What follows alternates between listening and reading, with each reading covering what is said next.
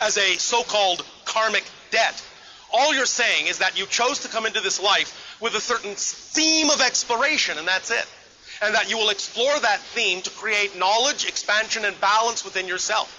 It is not coming from something that you did some other place, some other time, because remember, all lives exist now. Everything exists now. There is only now. Look around. Ask yourself, what time is it? Now. Always. It will never be, oh, it's the past. Oh, wait a minute, it's the future. No, it's always now. That means every other life is actually coexisting simultaneously with this one.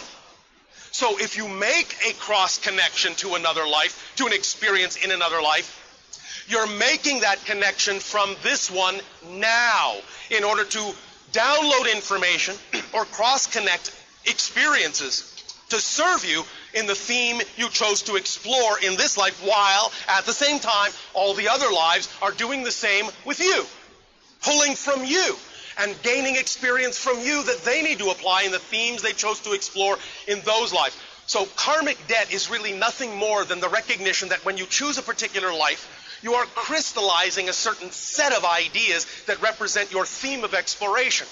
So it may seem in a sense to be somewhat predestined, but it is very loose as a destiny.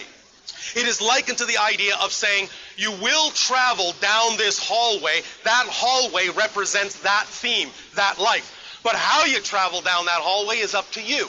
You are not in any way, shape, or form locked into a certain expression in that hallway, except to travel down that hallway. And that's it. If you want to walk, if you want to run, if you want to meander, if you want to walk upside down, you want to open every door or just go straight to the end, that's up to your free will in combination with the destiny of the hallway you chose in this physical reality. And in combination, those things have been referred to as karmic debt.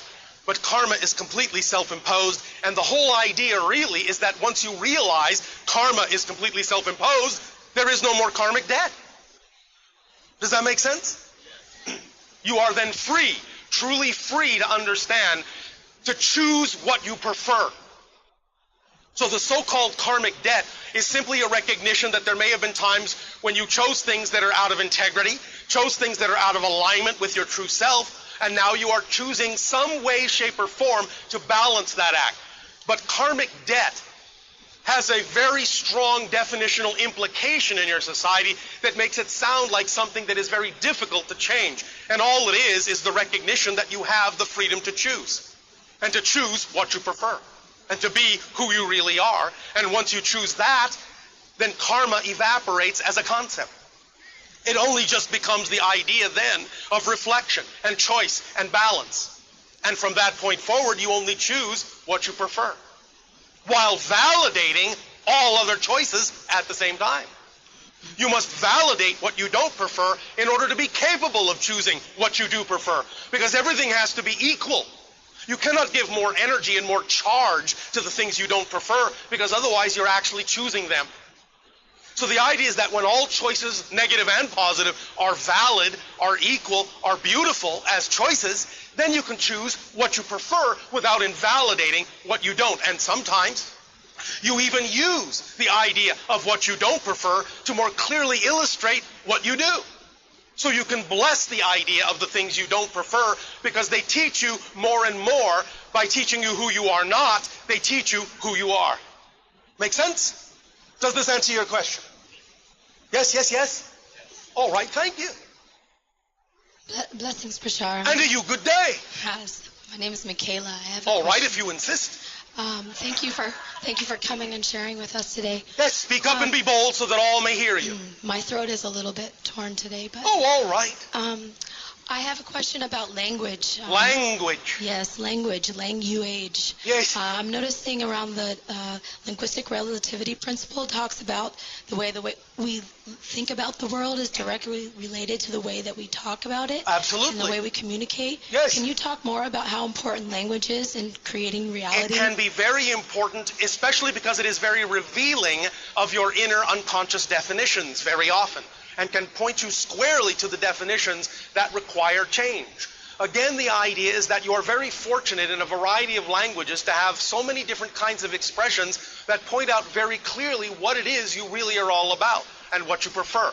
The symbology is very, very distinct. As we said in the beginning, when we began speaking through the channel, this is all about remembering who you are.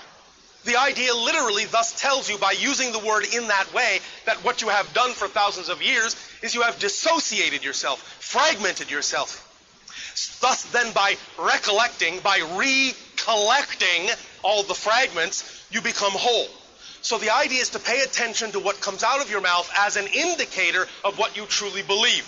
Because very often we will hear many of you using words that are very, very clearly pointing out why you may be having certain difficulties. Because they are revealing to you how you think. And how you think is based on what you believe. So your thoughts, your words, your behaviors, your emotions are all secondary level phenomenology to what you define or what you believe to be true. You cannot have, here's the important point, you cannot have an emotion, you cannot have a feeling, you cannot have a thought, you cannot have a behavior without first having a definition. Because when you don't have a definition for something, you don't know how to feel about it. You don't have a thought about it, you don't know what to think. But as soon as you define it, then all the feelings, all the thoughts, all the behaviors come out. So your words, your behaviors, your feelings are very good indicators that you can use to track back and find out, if I think this way, if I say these words, if I feel like this, what would I have to believe is true in order for that to come out of my mouth, in order for that to be my behavior, in order for me to feel the way I do? What would I have to believe is true? Does that make sense? Yes. Does that help? Yes, it does. Thank you. I'm also actually really curious about psychic telepathy. Yes. And but remember, before you continue, here's another perfect example of how to allow your language to reveal what is actually happening. Because telepathy, as you have coined it in your language, is not an accurately precise definition. Telepathy is telempathy. Telepathy is emotionally activated, not mentally activated. People who are in love often know exactly what each other is thinking, don't they? yes. So what is telepathy? Telepathy is not reading each other's minds. It's not even reading each other's hearts. It's being on the same wavelength and having the same feelings and the same thoughts at the same time. It is simultaneity. That's what telepathy is. Simultaneity. If you're on the same wavelength as someone else, you will automatically know exactly what they're thinking and exactly what they're feeling, because those are your thoughts and feelings too. So you're not actually pulling it from someone's mind. You are simply walking a similar path, swimming together, flying on the same level. And that's why people who are in love very often exhibit telepathy all the time. Does that make sense? Yes. Does that answer the question? Yes, I just want to make sure I have one more key in the alchemy of how to activate this in us. One moment. Yes. One moment.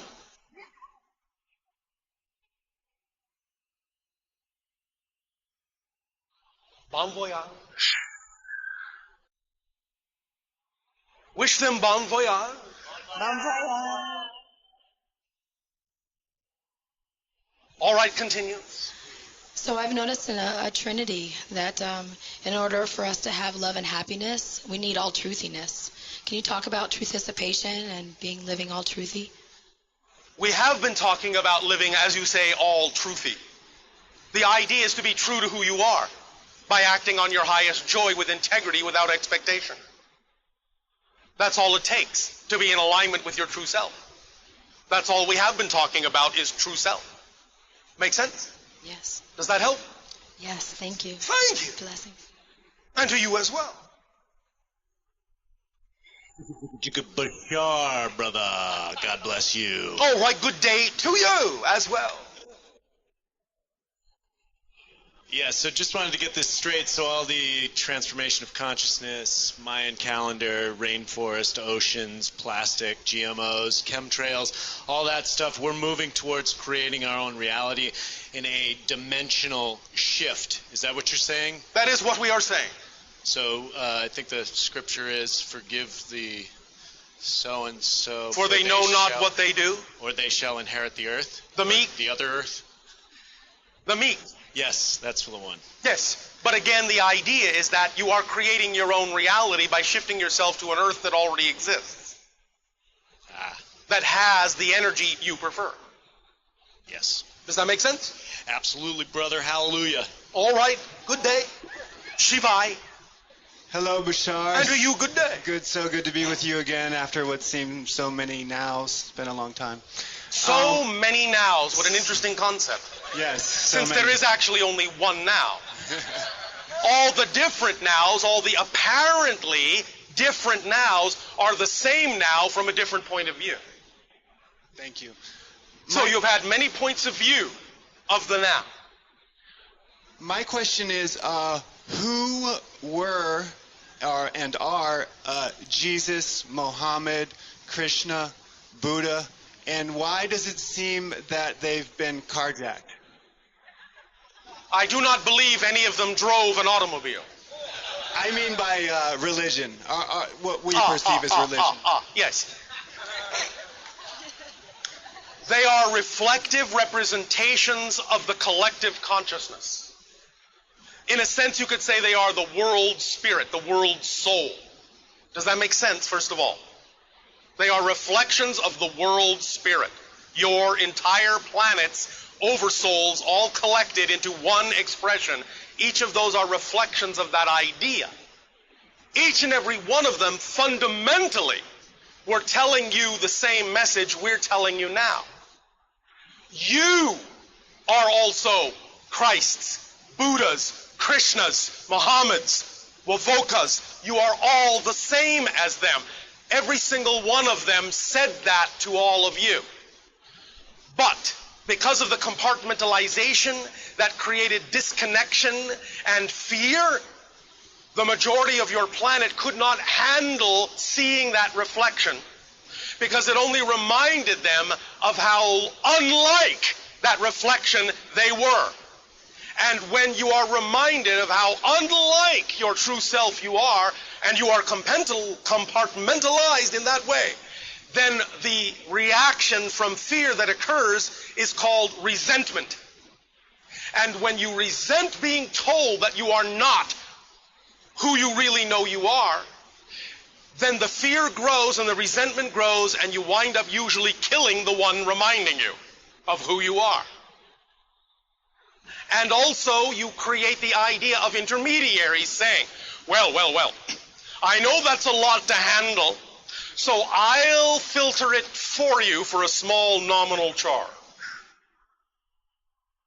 So you create more dissociation, more in-betweeners, and you remove and remove and remove and remove yourselves from the original idea that you are also the same as the messenger. Does that make sense? Yes, completely. Thank you so much. Thank you. Now, in this day and age on your planet, it is all about, again, remembering that none of those beings wanted you to follow them. What they were saying is, you are all like them, so be like them. When your Jesus said, I am the way, he did not mean follow him in a religious context. He meant, be the way I am, because you are that way. So, the idea also is for all of you to understand that this is what the so-called second coming actually is the awakening within each and every one of you of your own Christ consciousness, your own Buddha nature, your own Krishna spirit, your own holy Wavoka. All of that is all who you are, and you've created reflections down through the ages to guide you, to remind you. But because of the disconnection in your consciousness, it didn't always take. But a few people here and there would get it. Until such time as now you have arrived at a place where you finally are beginning to understand what was said by all those reflections over the course of your so-called history. All right? Thank you so much. I'm passing the mic, but if you could tell us what the purpose of the pyramids are as I pass it. Well, it depends on what pyramids you are talking about. Now, if you are talking about the idea of your great pyramid in Egypt, and you are talking about the idea of many of the pyramids in different places on your planet that were all built about the same time, many, many thousands of years ago, they are for the purpose primarily, they have many functions, but they are for the purpose primarily of allowing you to remember many of the things we are talking about here. They are, in a sense, remembering places. They are collection places. They are focal points for consciousness. They are embodiments of knowledge and information so it will not be forgotten over and over and over and over again. That is their primary initiation purpose, is to recall what you have forgotten, what you may feel you have lost, to be standing there as a reminder for all time. You follow? Thank you. Bashar. Good day. Good day, Bashar. Since all of the opportunity and the love and the next steps for us are in the now, Yes. what is our primary resistance to the now? And what is there anything other than ourselves and our own belief systems that is interfering with our decision to participate in the now fully? There is nothing but your own belief systems that are creating that hesitation. Nothing. Okay. Zero. Except the belief that there is something. So but doesn't there seem to be, I know it's shifting, but Yes. this en masse past orientation that is shifting into the now orientation. No one else has a hold on us, like, say, for instance, the MCEO freedom teachings have this whole Would you like conspiracy there thing. to be someone who has control over you? I certainly would not. Why are you then exploring this idea? I'm not exploring it. It's just someone has come onto my path with new information. I'm curious what you think of that information. We understand that there are many individuals who exist on your planet who are acting in negative ways out of integrity. We understand that. Right. But it doesn't matter what anyone else does. As long as you maintain the proper vibration of your preference, then even if someone else's intention is to do you harm, it will not affect your reality. The world can fall apart all around you. If you are on a certain wavelength, you will not be touched. In fact, you will never encounter them. Agreed. Do you understand? Agreed, yes. So thank if you do encounter them, then look upon it as an opportunity to recognize how you may assist them in offering them an alternative through your behavior of another way to be, but don't insist that they take it, otherwise you're just like them. Right. So the idea is that offer them the opportunity to go your way, while at the same time politely decline their offering to go their way. I shall do that. Thank you. Thank you.